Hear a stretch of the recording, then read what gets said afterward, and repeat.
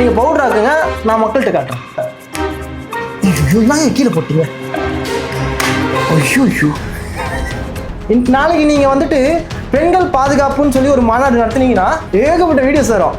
இன்னைக்கு ட்ரக்ஸு, நாளைக்கு பெண்கள், அதுக்கடுத்த நாள் என்ன சொல்லலாம், அம்பாசமுத்திரத்தில் சீமானனை வந்துட்டு பொது வேட்பாளராக சொல்லிட்டு அவர் வாயால சொல்லலை, ஊரே பேசுது. மாமியாரும் மருமகளும் இப்படி போவாங்களே, அந்த மாதிரி நீங்கள் இருக்கணும்னு நினைக்கிறீங்களா? வணக்கம் மக்களே, நான் உங்கள் உதயா. நான் உங்கள் நரேன். இது உங்கள் குரு சிஷ்யா காணொலி. இன்னைக்கு ஒரு டாபிக் போகிறதுக்கு முன்னாடி, எனக்கும் 2 குழந்தைங்க இருக்குது. குழந்தைங்களுக்கு உடம்பு சரியில்லைனா மாத்திரைலாம் தருவாங்க. ஆனால் அந்த மாத்திரைக்கு இப்போ ஒரு புதுசாக ஒரு டெக்னாலஜி எடுத்து வந்திருக்காங்க, க்ரஷிங் டெக்னாலஜி. அதை துப்பிடுறா அப்படின்றதுக்காக ஒரு டேப்லெட்டை வந்து அதை க்ரஷ் பண்ணி அதை இதுக்கு தண்ணியில் கலந்து அதை பாப்பாவுக்கு கொடுக்கணுன்றதுக்காக ஒரு டேப்லெட்டை க்ரஷ் பண்ணி அதை கொடுக்குறோம். அதை வந்து க்ரஷ் பண்ணுற டைம் அதை எடுத்து இப்போ ட்ரக்குன்னு சொல்லிட்டு தப்பான ஒரு வீடியோவை வந்து வைரல் பண்ணிட்டு இருக்காங்க. அது எனக்கு தெரியாது. நம்ம தம்பி டிவிக்கே சேர்ந்தவர், அவர் சொல்லி கொடுப்பாரு, எப்படின்றத பார்ப்போம். அதான் முக்கியமான விஷயம். மாத்திரை க்ரஷிங்க்கு தேவையான பொருட்கள் மெயினாக காசு தேவை. நோட்டு அங்கே 500 ரூபா நோட்டு, இது இங்கே ரியால் தாங்க. அதுக்கப்புறம் ஒரு கார்டு தேவை, கிரெடிட் கார்டு. என்னத்துக்கு? உங்களுக்கு டூல் சுற்றி வேணும்ல உடைக்க, அதாவது ஸ்ப்ளிட்லாம் பண்ணுறாங்க அது. அதுக்கப்புறம் மாத்திரை தேவை. மாத்திரை இது எங்கே வச்சு உடைக்கிறது? இருங்க வரேன் ஒரு நிமிஷம். மாத்திரை, முக்கியமான விஷயம், மொபைல் தேவை. அதை வச்சு தான் உடைப்பாங்க. மொபைல் உடைக்கிறதுக்கு இல்லை. இப்போ இந்த மாத்திரை உங்கள் கையில் இருக்குது, இதெல்லாம் உங்கள்கிட்ட கொடுத்துட்டேன். மக்கள் ஆகிய நீங்கள் டிவிக்கே சார்ந்த நண்பர் எனக்கு சொல்லி தரப்போறாரு. நான் நாம் தமிழர், ஓகேவா? வாங்க நாம் தமிழர் எல்லாரும் வாங்க. இதை எப்படி வச்சு உடைக்கணும்? ஏங்க, இத்தனை நாள் நீங்கள் டிவிக்கேக்காக முட்டு கொடுப்பீங்க, இன்னைக்கு மாத்திரை உடைக்கிறது. நீங்கள் காமிச்ச வீடியோவில் ஒரு மாத்திரையை காமிக்கலையே, பவுடர் தான் காமிச்சாரு. இல்லை அது வந்து ஃபஸ்ட்டு வந்துட்டு எடுக்கல, பவுட்ரு வர சொல்ல வீடியோ வந்துச்சு. இப்போ நீங்கள் பவுடர் ஆக்குங்க, நான் மக்கள்கிட்ட காட்டுறேன், அப்போ தான் அவங்க நம்புவாங்க. வெறும் காலை வச்சு மட்டும் உடைக்க முடியுமா என்ன? நீங்கள் உடைச்சிட்டிங்கன்னா நான் காமிப்பேன்ல, நம்புவாங்கள்ல. ஐயோ ஏன் கீழே போட்டீங்க? ஐயோ இப்படி கீழே போட்டால் ஸ்டேடியத்தில் எத்தனை பேர் இருப்பாங்க, எப்படி எடுப்போம்?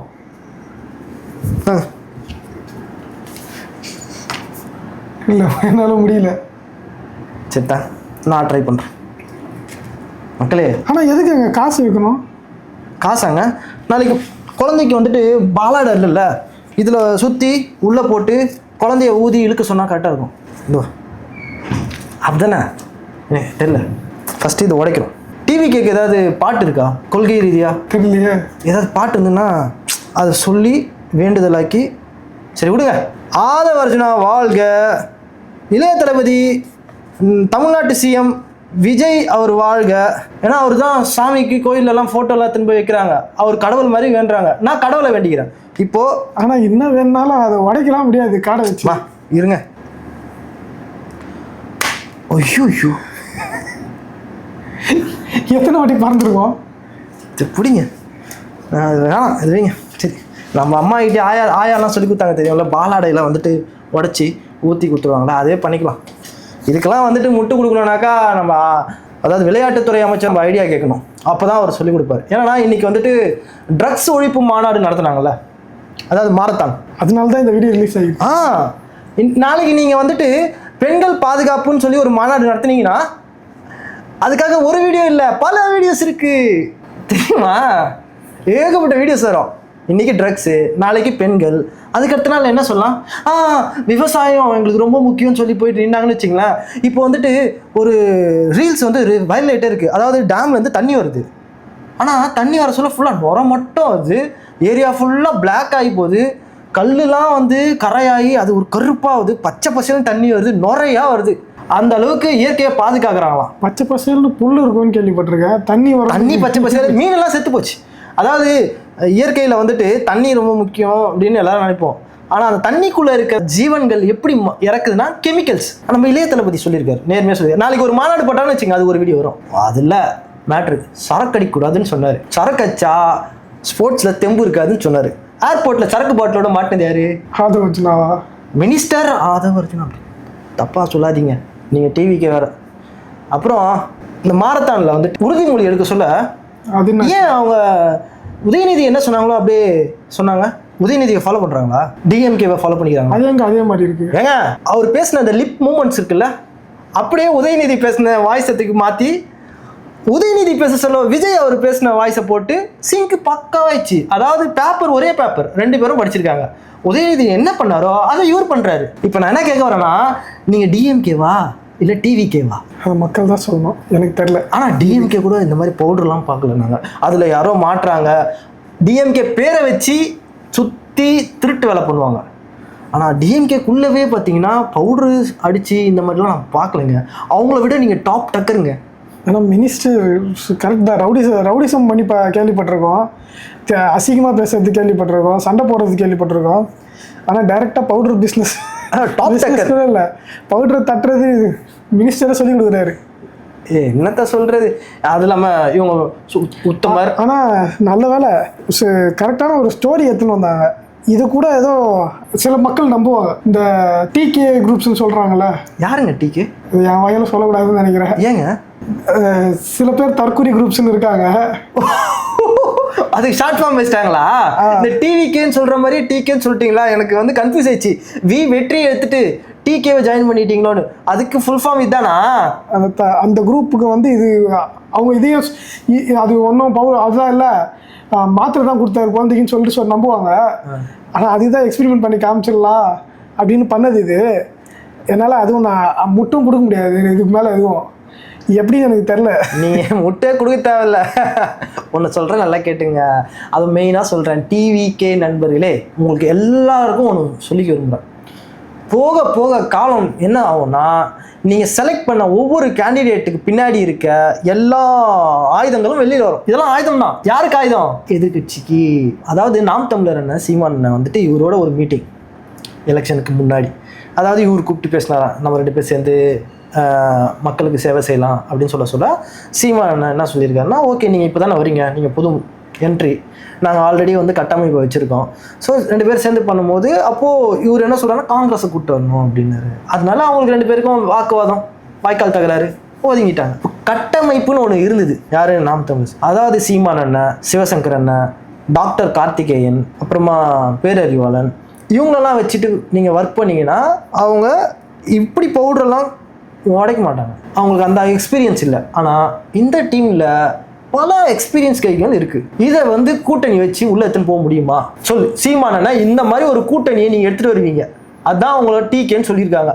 இந்த இடத்துல வந்து உங்களை வச்சுட்டு நாட்டுக்கு என்ன நல்லது பண்ண முடியும்? ரீல்ஸ் பண்ண முடியும். ரீல் அதில் ரியலாக பண்ணுற மாதிரி காட்டுறதுக்கு தான் ரீல். ரியல் என்ன பண்ணுவாங்கன்னு தெரியாது. எனக்கு என்ன சொல்கிறதுன்னு தெரில.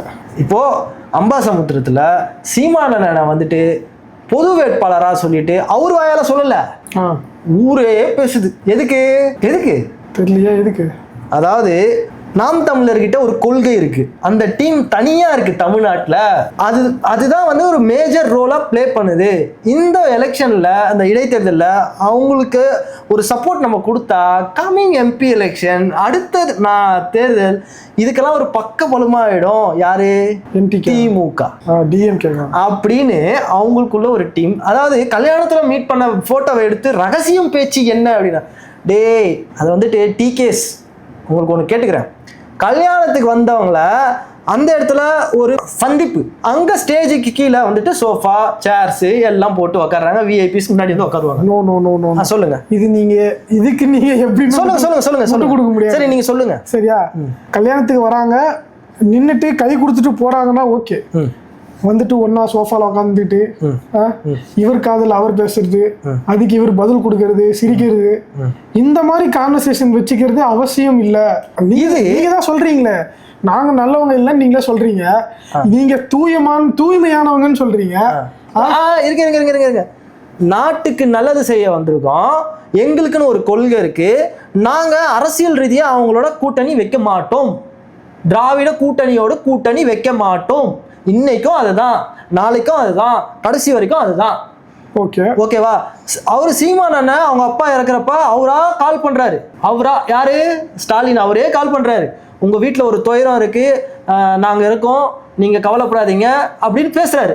லவுட் ஸ்பீக்கர் அவ்வளோ கிளியரா கேக்குது, எல்லாருக்கும் கேக்குது. இப்போ அந்த மாதிரி ஒருத்தர் சந்திக்கிறாங்க ஒரு இடத்துல, ஒரு நட்பு ரீதியா எப்படி இருக்கீங்க, நல்லா இருக்கீங்க, பேசக்கூடாதா?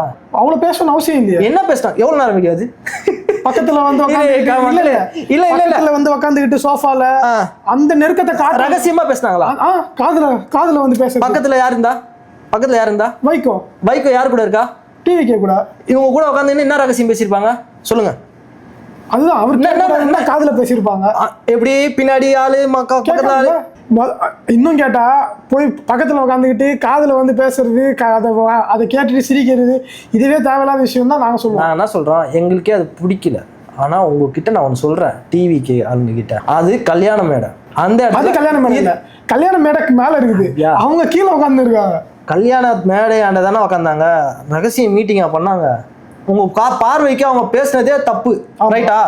அது உங்களுக்கு, நீங்க டிவிக்கே தானே, நீங்க தானே சொல்றீங்க. ஆமா, நாங்க என்ன சொன்னோம் எலெக்ஷன்ல, அதாவது இவங்க கூட நாங்க சேர மாட்டோம், தமிழக மக்களுக்கு ஆட்சி தான் தேவை. நான் வந்து அவங்க கிட்ட பேசுறது கல்யாண மேடை, கல்யாணத்துக்கு வந்தப்ப இறப்பு ஏதாவது இருக்கா, நல்ல விஷயம் கெட்ட விஷயம் வர சொல்ல ஒருத்தருக்கு ஒருத்தர் ஆறுதலா கூறுறது வந்துட்டு தமிழ் மரபு. எதிரியா இருந்தாலும் அவங்களுக்கு மரியாதை தரணுமா, தரக்கூடாது? மரியாதை தரது ஓகே. சரி, உட்காந்து பேச சொல்ல இவரு போயிட்டு காதுல பேசினாரா பாத்தீங்களா?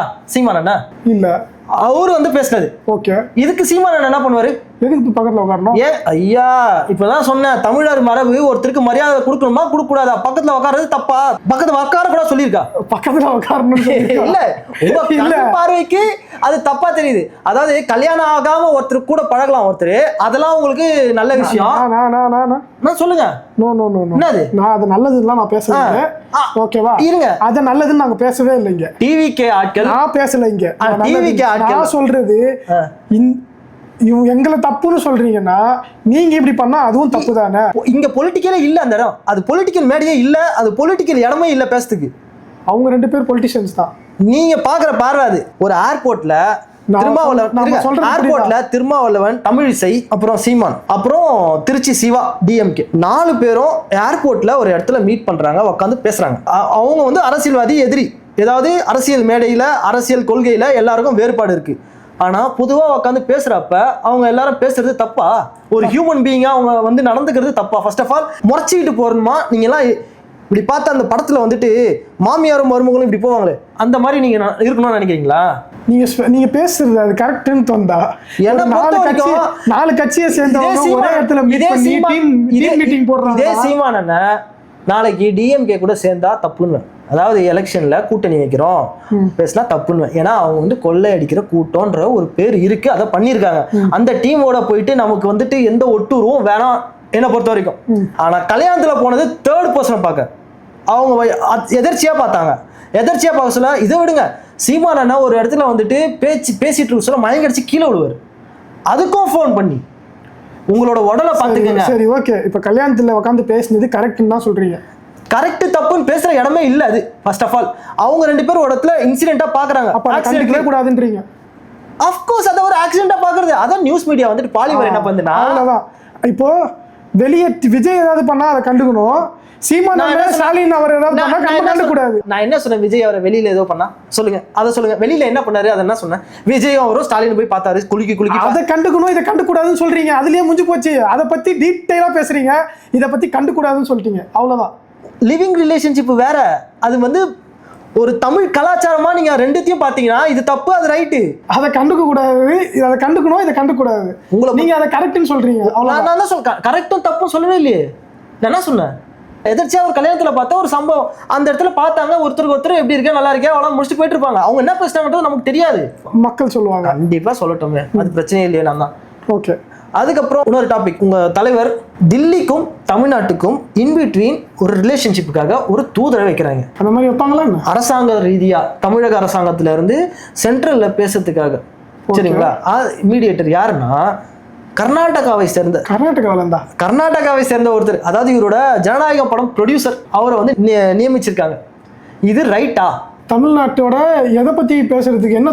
தமிழ்நாட்டுக்கான டெல்லி சிறப்பு பிரதிநிதியாக கர்நாடகாவை சேர்ந்த வெங்கட் நாராயணாவை நியமித்திருக்கும் தாவேகா அரசு. நானும் எவ்வளவுதான் முட்டு கொடுத்து பேசுறதுன்னு எனக்கு தெரியல. இதுக்கெல்லாம் என்னால முட்டு கொடுக்க முடியாது. இதுக்கெல்லாம் கில்லி ரமேஷா இந்த பவுடர் போட்டாரு அது தெரியல. ஆதவர்ஜுனா கொடுப்பாரு நாளைக்கு மீட்டிங்ல எங்கேயாச்சும். நீங்க வந்து கர்நாடகாவில் சேர்ந்து வச்சிருக்கீங்கன்னா ஏங்க தமிழ்நாட்டுக்கு நல்லது நடக்கணும்னா டெக்னிக்கலி நல்ல ஆளுங்க யாரா இருந்தாலும் வச்சுக்கலாம்ல அப்படின்னு சொல்லுவார். அது எந்த ஊரா இருந்தா என்ன, ஏன் சன் நிலையோட கூட நாங்கள் வைப்போம்ப்பா, உங்களுக்கு என்னப்பா நீ யாரு கேட்க அப்படின்னு சொன்னார்னா என்ன பேச முடியும்? பதில் ஒன்றும் பேச முடியாது. என்ன பேச முடியும்? அதான் ஒன்று உங்க அப்படி போட்டிருக்கீங்களே, ஒன்றும் பேச முடியாது.